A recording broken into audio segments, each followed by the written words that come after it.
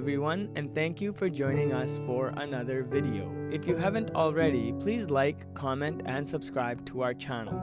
This story is about two sisters named Abida, who is 26 years old, and Sajida, who is 28 years old. They lived in Makhan Colony, which is near Lahore, Pakistan. Both sisters were murdered because they did not want to convert to Islam. Both sisters were murdered in the same merciless way. They were handcuffed and they were strangled. The family suspects that Naeem, Mumtaz, and Khalid kidnapped and killed the sisters. Mushtaq Masih said that his wife Sajida and his sister-in-law Abida worked in a medicine factory and on November 26, 2020, went out to go shopping and they never returned.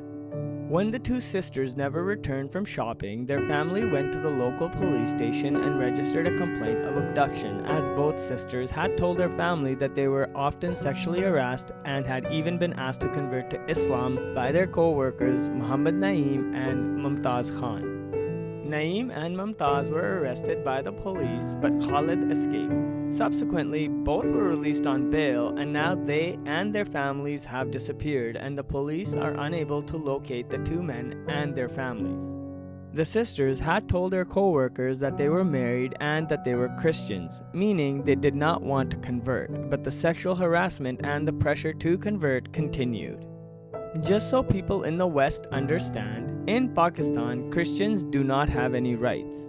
Also, it is not very easy for Christians to find a good job in Pakistan, as most of the time the work that Christians do is in sanitation, meaning they are street sweepers or they pick up garbage off the streets. If Christians end up getting a good job, they are often forced to endure sexual harassment and other despicable acts.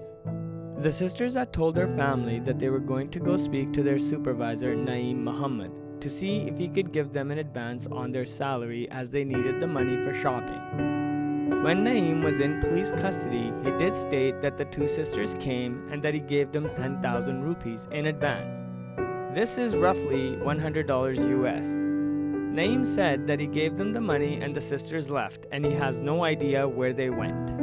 Sajida's husband, Mushtaq, said that they have no quarrel with anyone and that they get along with their neighbors. The only issue he knew about was that the two sisters were being sexually harassed and pressured to convert to Islam at work. The local pastor, Amr Salamat Masih, said that majority of the people that live in Makhan Colony are Christians and that they are poor and illiterate, and they don't have many options but to work in these factories such as packers, cleaners, sweepers, and as sanitary workers in the nearby factories which manufacture clothes, shoes, medicine, gloves, etc. These factories are situated near the drain where Abida and Sajida's bodies were found. Pastor Masih went on to say that Christian workers are often mistreated. They face hatred and they are considered inferior to Muslims, while Christian girls, especially if they are pretty, are asked to convert to Islam and marry Muslim men. The case of Sajida and Abida is not an isolated case, but it highlights a very common practice in most workplaces in Pakistan. Such cases as these happen almost every day in different parts of the country, but they are hardly reported. Pastor Masih also said that these are tragic deaths and that the sisters only met their fate because they were Christians.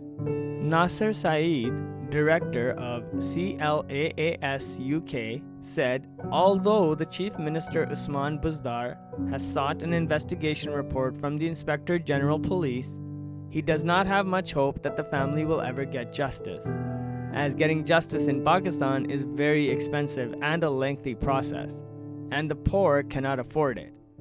While it is much harder when the perpetrator is Muslim and the victim is Christian, because religion does play its role in all walks of life in Pakistan.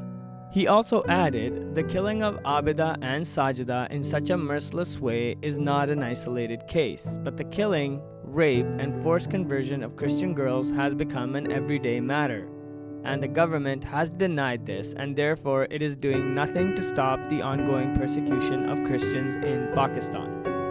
He continued and said, unfortunately, such cases as these happen very often in Pakistan and nobody pays any attention, even the national media, as Christians are considered inferior and their lives are considered worthless. I hope people that are watching my videos understand what the Christian people are going through in Pakistan. As always, friends, please pray for the Christians of Pakistan.